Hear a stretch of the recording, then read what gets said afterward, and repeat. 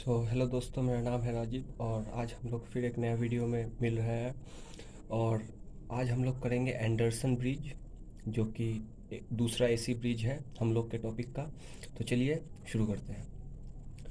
तो ये यूज़ होता है लो इंडक्टेंस मेज़र करने के लिए। और ये जो है ये इसका ओवरऑल सर्किट डायग्राम है। यहाँ भी मैंने सिमिलर नोड का नाम दे दिया है और यहाँ भी नोड ए और बी के बीच में जो जो है वो सब है अननोन। तो इसका हम लोग कंस्ट्रक्शन देख लेते हैं। तो in branch A B we have unknown resistance R1, inductance L1 and variable resistance R1। यहाँ पे कंस्ट्रक्ट देख ही रहे हैं आप लोग, R1 है, L1 है और R1 है। ये वेरिएबल रेजिस्टेंस है और ये तीनों अननोन है। और ब्रांच BC में R2 है, ब्रांच CD में R4 है और ब्रांच AD में R3 है। यहाँ पे ये ED और EC नया ब्रांच है और ये है इसका डिटेक्टर। यहाँ पे ED के बीच में भी एक रेजिस्टेंस है, ये भी एक वेरिएबल रेजिस्टेंस है और EC के बीच में कैपेसिटेंस कनेक्टेड है। ठीक है। तो विंस ब्रिज में जैसे हम लोग ने देखा था, बैलेंसिंग कंडीशन के लिए Z1 Z2 डायगोनल इम्पीडेंस का प्रोडक्ट इक्वल्स टू दूसरा डायगोनल एलिमेंट, दूसरा डायगोनल इम्पीडेंस का प्रोडक्ट। बट इसमें तो ये वाला दिक्कत कर देगा। उसमें क्या था, इस ब्रांच में था, इस ब्रांच में था, इस ब्रांच में कुछ था, इस ब्रांच में कुछ था, बीच में पूरा डिटेक्टर था। ये सब कुछ नहीं था, ना कैपेसिटेंस था। इधर रह सकता है, इधर इसका कोई ये नहीं है, पर ये वाला दिक्कत कर देगा। तो हम लोग को कुछ ऐसा करना पड़ेगा कि इजी हो जाए।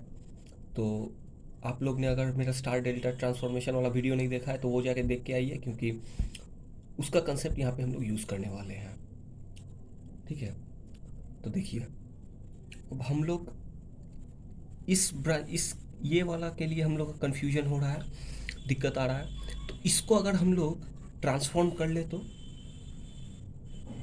ये वाला अगर आप अच्छा से देखें, ये सिर्फ EDCE, ये जो मेस है, ये वाला डेल्टा लूप जैसा नहीं लग रहा है?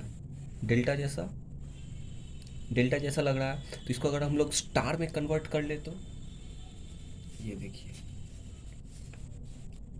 मैंने वो ब्रांच उठा लिया है DEDCE। यहाँ पे वेरिएबल रेजिस्टेंस था, कैपेसिटेंस था और यहाँ पे R4 था, उठा लिया है। अब अगर हम लोग स्टार में कन्वर्ट करने वाले हैं तो आप लोग को स्टार डेल्टा ट्रांसफॉर्मेशन वाला वीडियो में बताया था, बीच में एक डॉट दे के यहाँ पे एक इम्पीडेंस कनेक्ट करके इसके साथ कनेक्ट कीजिए, फिर डी इसका O दे देते हैं नाम, तो EO DO और OC के बीच बीच में एक रेजिस्टेंस कनेक्ट होगा, यहाँ पे होगा इम्पीडेंस। और C के लिए आ जाता है कैपेसिटिव रिएक्टेंस, क्योंकि हम लोग को ओम में चाहिए वैल्यू सब। तो XC equals to 1/j omega C, यहाँ पे J ये कॉम्प्लेक्स फॉर्म में आता है हमेशा। तो यहाँ पे X का वैल्यू हम लोग को इस वैल्यू में इसका वैल्यू चाहिए, तो हम लोग क्या कर रहे हैं, डेल्टा से स्टार कर रहे हैं। तो जो साइड में है उसका प्रोडक्ट बाई ओवरऑल का सम। तो यहाँ पे आएगा X का वैल्यू ये आया। सिमिलरली Y का क्या आएगा, यहाँ पे है Y, तो जो साइड ब्रांच है उसका प्रोडक्ट बाई ये ओवरऑल का सम, तो उसका वैल्यू आएगा ये। सिमिलरली Z का भी साइड का प्रोडक्ट और ओवरऑल का सम, तो Z का वैल्यू ये आएगा। अब इतना तो क्लियर है। अब अगर इसके बाद हम लोग रीड्रॉ करेंगे सर्किट, तो हम लोग का सर्किट कैसे था, ऐसे था। और यहाँ पे हम लोग X, Y और Z कनेक्ट किए थे स्टार डेल्टा में, star to delta to star कर रहे थे। तो सर्किट कुछ ऐसा आएगा, ऐसा बनेगा। तो यहाँ पे भी बोलोगे ये तो व्हीटस्टोन ब्रिज जैसा नहीं हुआ, चारों में कैसे आया? तो देखिए, अगर हम लोग इसको यहाँ पे खींच दें, इसको इस पॉइंट में लेके आए, यहाँ पे क्या है, R3 और Z क्या है, सीरीज में है और एक ही ब्रांच में है, और Y अलग ब्रांच में है, R2 अलग ब्रांच में है, ये अलग ब्रांच में है और बीच में डिटेक्टर है। ठीक है, इतना दूर समझ गया। और इसी को हम लोग फिर अगर रीड्रॉ करें तो हम लोग का कैसा सर्किट बनेगा, ऐसा सर्किट बनेगा। देखिए, यहाँ पे R3 और Z सीरीज में है, Y ये ब्रांच में है, एक सर डिटेक्टर इस ब्रांच में है, R2 इस ब्रांच में है और ये सब अननोन है। अब ब्रिज बैलेंस हो गया है, एज्यूम करते हैं हम लोग। तो ब्रिज बैलेंसिंग में क्या होता है, डिटेक्टर के अक्रॉस करंट क्या होता है, जीरो, करंट जीरो हो गया।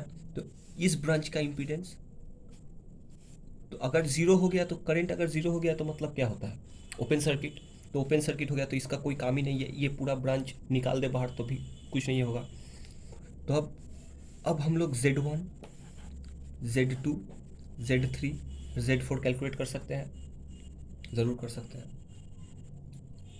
तो वही यहाँ पे किया हुआ है, देखिए। तो Z1 के लिए अगर मैं आपको दिखाऊं तो Z1 में क्या है, ये तीनों सीरीज में है। तो R1 प्लस L1 को हम लोग को करना पड़ेगा, जैसे XC के लिए हम लोग किए थे कि, कि जो कैपेसिटेंस है उसको हम लोग कैपेसिटिव रिएक्टेंस में कन्वर्ट किए थे, तो उसका ये होता है फॉर्मूला 1/j⍵c। यहाँ पे XL जो होगा इंडक्टिव रिएक्टेंस, उसका वैल्यू होता है ओनली j⍵L। ठीक है, तो वही किया हुआ है यहाँ पे, देखिए R1 plus j⍵L1 plus R1, क्योंकि तीनों सीरीज में है। और Z2 क्या होगा, R2 के बराबर होगा, Z2 R2 के बराबर होगा। Z3 क्या होगा, R3 प्लस Z, तो हम लोग का Z ये निकला था प्लस R3, तो ये R3 प्लस ये Z है। और Z4 क्या हो जाएगा, Y, Z4 का वैल्यू Y, और Y का वैल्यू हम लोग यहाँ पे निकाल चुके थे। ठीक है, अब हम लोग ब्रिज बैलेंस के बाद जो इक्वेशन आता है, जैसे diagonal, product of diagonal equals to product of another diagonal, तो वही किए हैं हम लोग यहाँ पे। Z1 Z4 equals to Z2 Z3, Z2 Z3, Z1 Z4 equals to Z2 Z3। अब अगर हम लोग Z1 का वैल्यू पुट किए, Z4 का वैल्यू पुट किए, Z2 का वैल्यू पुट किए और Z3 का वैल्यू पुट किए, तो हम लोग को ये इक्वेशन मिला ओवरऑल। इसके बाद हम लोग को रियल और इमेजिनरी पार्ट कैलकुलेट करना है। तो कंपेयरिंग रियल और इमेजिनरी पार्ट करके, इसको मैं पहले ही बताया था, रियल पार्ट कौन सा होगा, जिसमें ये J है कॉम्प्लेक्स, कॉम्प्लेक्स वाला नहीं होगा। जिसमें कॉम्प्लेक्स वाला होगा वो हो जाएगा इमेजिनरी पार्ट, और बाकी बात जो है वो हो जाएगा रियल पार्ट। तो R1 इक्वल्स टू हम लोग को ये मिला, तो ये किससे मिला, हम लोग को रियल पार्ट से मिला। अब हम लोग अगर इमेजिनरी पार्ट कंपेयर करें तो इमेजिनरी पार्ट में ये वाला आएगा, J का ये वैल्यू आएगा, ये वैल्यू आएगा, ये वैल्यू आएगा और ये वैल्यू आएगा। तो वही लिखा है L1 R4 इक्वल्स टू क्या हो जाएगा, ये वाला वैल्यू आ जाएगा मेरा, उसके बाद ये वाला वैल्यू आ जाएगा, उसके बाद ये वाला वैल्यू आ जाएगा। और जे कॉमन लेके काट सकते हैं, जे कॉमन लेके काट गया, ओमेगा भी कॉमन लेके काट देंगे, तो हम लोग को ओवरऑल ये इक्वेशन मिलेगा। इसके बाद हम लोग L1 का वैल्यू यहाँ से इजीली फाइंड कर सकते हैं। और ये वाला हम लोग किससे मिला इक्वेशन, फ्रॉम इमेजिनरी पार्ट। समझ आया? ये देखिए मैं करवा रहा हूँ, ठीक है, आप लोग को भी प्रैक्टिस करना है।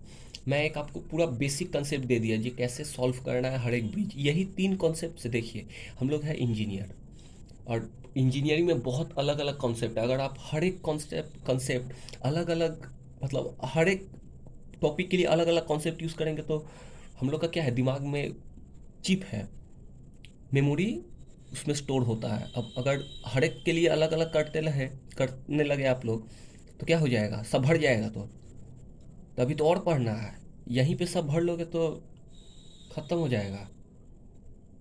समझ जाओ क्या बोल रहा हूँ? ठीक है, तो ये हुआ हम लोग का एंडरसन ब्रिज। तो अगर कोई डाउट हुआ तो ज़रूर कमेंट सेक्शन में बोलें, और फिर हम लोग मिलेंगे दूसरे नेक्स्ट वीडियो में और दूसरे एक नए एसी ब्रिज के साथ। तो चलिए, अच्छा लगा हो तो लाइक कीजिए, शेयर कीजिए, कमेंट कीजिए और सब्सक्राइब ज़रूर कर लीजिए। Thank you.